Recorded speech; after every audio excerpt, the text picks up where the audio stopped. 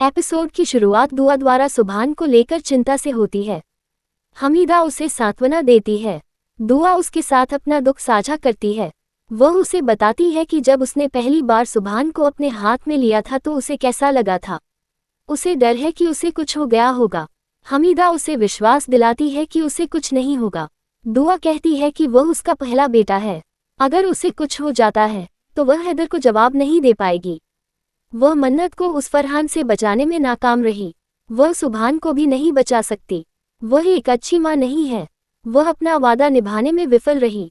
हमीदा उसे आश्वासन देती है कि वह सुरक्षित घर लौट आएगा। वह उसे भगवान में विश्वास करने के लिए कहती है। दुआ कहती है कि वह उसकी आखिरी उम्मीद है।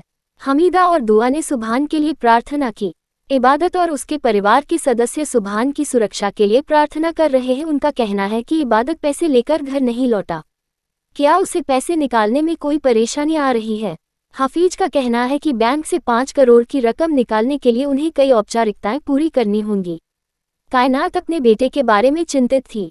हफीज उसे शांत रहने के लिए कहता है। अरमान गुलनाज से चेक के बारे में पूछता है। वह उससे पूछता है कि क्या वे बैंक बैलेंस खो देते हैं। वह उसे चुप रहने के लिए कहती है। इबादत और सूफी घर लौटते हैं। कायनात राहत महसूस करती है। दुआ उससे पूछती है कि क्या वह बैंक से राशि लेती है। वह उसे बताती है कि गुलनाज ने उसे एक चेक दिया था, लेकिन यह बाउंस हो गया था। गुलनाज राहत महसूस करती है। वह उससे पूछती है कि यह कैसे संभव है। वह उससे झूठ बोलती है कि उसके उस खाते में पैसे हैं। वह उसे बैंक में साथ चलने के लिए कहती है। वह बैंक से पैसे निकाल लेगी। इबादत ने उसे सिर हिलाया। गुलनाज चौंक गई। उसने कभी नहीं सोचा था कि वह इसके लिए सहमत होगी। इबादत कहती है कि उसने कार्यालय के खाते से पैसे निकाले। उसने पैसों का इंतजाम किया। दुआ इबादत से अपहरणकर्ता को पैसे देने और सुभान को वापस घर लाने के लिए कहती। इबादत अकेले जाने की कोशिश करती है। दुआ उससे पूछती है वो वहां अकेली कैसे जाएगी। सूफी कहता है कि वह उसके साथ जाएगा।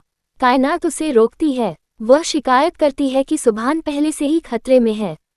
वह अपने दूसरे बेटे को उस खतरे में नहीं भेज सकती। सूफी अपनी माँ से शिकायत करता है कि वह बच्चा नहीं है।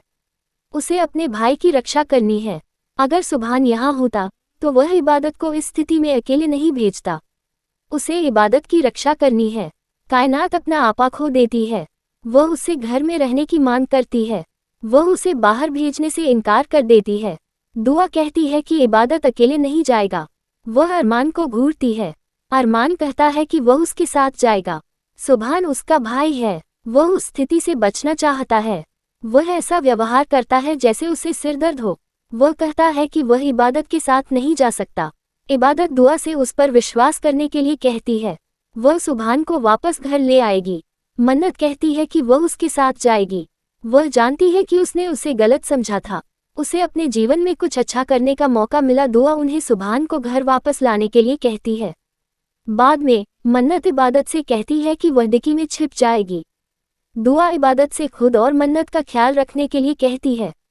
फरहान एक मुखौटा पहनता है और इबादत से पैसे लेता है। वह सुभान को उसके पास भेजता है। उसने मुखौटा हटा दिया और उस व्यक्ति का चेहरा देखकर चौंक गई।